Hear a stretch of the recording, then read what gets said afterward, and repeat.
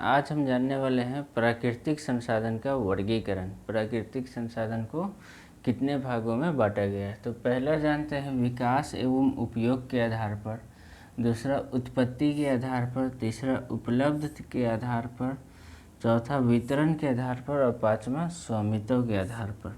ठीक है, अब हम इन सब को जानते हैं बारी बारी से। तो पहला विकास एवं उपयोग के आधार पर संसाधन दो भागों में बटा हुआ है। पहला है वास्तविक संसाधन और दूसरा संभाव्य संसाधन। वास्तविक संसाधन वो संसाधन होते हैं जिनकी कुल मात्रा हमें ज्ञात है। ठीक है, और वर्तमान समय में उसका उपयोग हम लोग करते हैं, उसे हम कहते हैं वास्तविक संसाधन। उदाहरण में जान लेते हैं, पश्चिम एशिया का पेट्रोलियम, ऑस्ट्रेलिया का सोना, झारखंड का अभ्रक, मध्य प्रदेश का मैग्नीज, राजस्थान का तांबा। वर्तमान समय में इन सब को हम क्या करते हैं, यूज करते हैं। ठीक है, संभाव्य संसाधन ये वो संसाधन है जिनकी मात्रा हमें ज्ञात नहीं है और भविष्य में उपयोग करने की संभावना होती है। जैसे कि केरल में थोरियम, केरल के थोरियम, लद्दाख में यूरेनियम, ये वो संसाधन हैं जो कि वैज्ञानिकों को पता चला है कि ये केरल में पाए जाते हैं और लद्दाख में पाए जाते हैं, लेकिन इनकी अब किस तरह से उपयोग की जाएगी इसकी तकनीक अभी तक उपलब्ध नहीं है हमारे पास। ठीक है, तीसरा हम जानते हैं दूसरा हम जानते हैं उत्पत्ति के आधार पर। उत्पत्ति के आधार पर दो भागों में संसाधन बटे हुए, पहला जीव संसाधन और दूसरा अजीव संसाधन। जीव संसाधन वो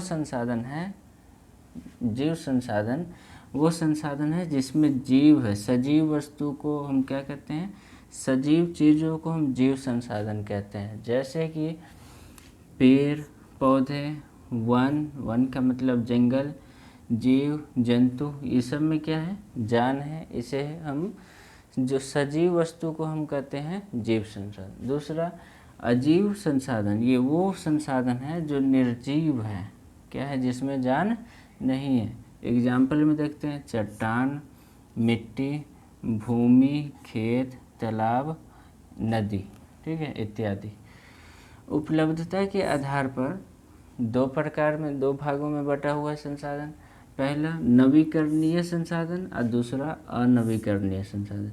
नवीकरणीय वो संसाधन है जो पुनः पूर्ति होती रहती है, वो ख़त्म नहीं होती है, उसे हम कहते हैं नवीकरणीय संसाधन। यानी कि एक बार आप यूज कर लिए और फिर वो नया बन गया। ठीक है, उसे हम कहते हैं नवीकरणीय संसाधन। जैसे कि सूर्य की किरणें, ये ख़त्म नहीं होती है। हवा, पवन, है ना, वायु, ये ख़त्म नहीं होती है। अनवीकरणीय संसाधन ये वो संसाधन है जिसकी पुनः पूर्ति नहीं होती है, जिसकी स्टोरेज सीमित मात्रा में है, सीमित है। ठीक है, जैसे लोहा, कोयला, पेट्रोलियम, अभ्रक, इसकी स्टोरेज क्या है, सीमित है। इसको हम एक बार यूज कर लेते हैं तो दोबारा उपयोग में हम नहीं ला पाते हैं। दोबारा उपयोग करने के लिए इनको लाखों साल लग जाते हैं, लाखों हजारों साल लग जाते हैं उपयोग इसको नया बनने में। तब तक तो हम लोग का जनरेशन ख़त्म हो जाता है। ठीक है, नोट में हम लिखे हुए हैं जल एवं वन। जल एवं वन ये वो संसाधन है जो कि मनुष्य अगर अपने उपयोगिता के अनुसार अगर इसे उपयोग नहीं करते हैं, इसकी हानि पहुंचाते हैं, तो फिर भविष्य में ये संसाधन की कमी हो सकती है। जैसे कि जल वेस्ट करेंगे, बर्बाद करेंगे, तो आपको भविष्य में पानी की कमी हो सकती है।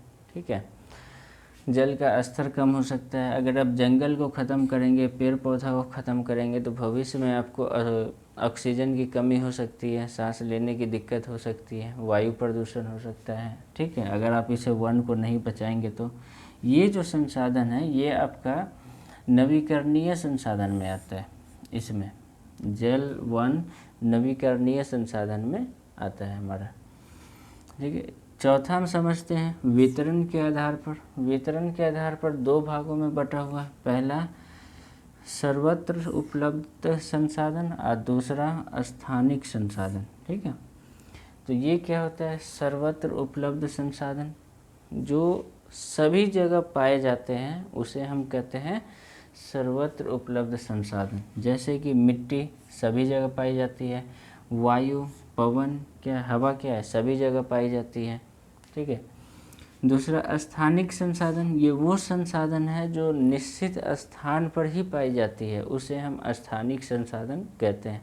देखिए, ये जो संसाधन के जो शब्द हैं, ये आप सिर्फ शब्द समझेंगे तो इसी में आपका डिफिनेशन छुपा हुआ है, परिभाषा इसका इसी में छुपा हुआ है। बस आप शब्द को समझिए और उससे आप परिभाषा बना लीजिए। आप अब खुद से अगर परिभाषा बनाएंगे तो वो आपका खुद का परिभाषा होगा, और जब हम अगर आपको नोट्स के रूप में अगर लिख करके देंगे, वो आप लिखेंगे तो वो आपका खुद का परिभाषा नहीं होगा, फिर आपको याद करना पड़ेगा, रटना पड़ेगा। ठीक है, लेकिन आप खुद से बनाने की कोशिश कीजिए।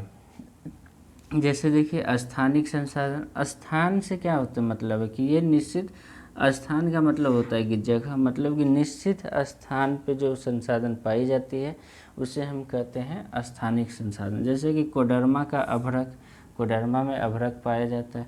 जादूगोरा का यूरेनियम, जादूगोरा में यूरेनियम पाया जाता है। छोटा नागपुर का क्षेत्र का कोयला, छोटा नागपुर क्षेत्र में कोयला पाया जाता है। ठीक है, तो निश्चित स्थान पे ये सब पाए जाते हैं। पांचवा हम समझते हैं लास्ट, स्वामित्व के आधार पे संसाधन। ठीक है, का वितरण स्वामित्व के आधार पे 3 भागों में बटा हुआ। पहला निजी संसाधन, दूसरा राष्ट्रीय संसाधन और तीसरा अंतर्राष्ट्रीय संसाधन। तो निजी संसाधन वो संसाधन है जो किसी व्यक्ति के अधिकार में हो, स्वामित्व में हो, किसी व्यक्ति के अधिकार में हो, उसे हम क्या कहते हैं, निजी संसाधन। जैसे कि भूमि है ना, प्राकृतिक रूप में किसी व्यक्ति के अधिकार में हो, ये बात आपको याद रखना। ये सभी संसाधन हैं जो प्राकृतिक रूप में होनी चाहिए। ठीक है, तो भूमि, तालाब।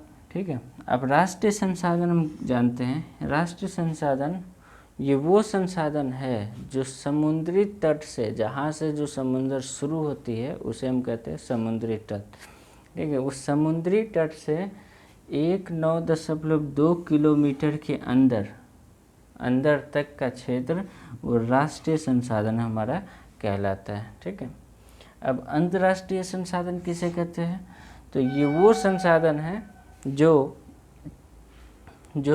समुद्री तट से 9.2 किलोमीटर से 200 किलोमीटर तक के संपत्ति, 200 किलोमीटर तक के एरिया को, क्षेत्र को हम क्या कहते हैं, अंतर्राष्ट्रीय संपत्ति कहलाता है। ठीक है, अंतर्राष्ट्रीय संपत्ति कहलाता है।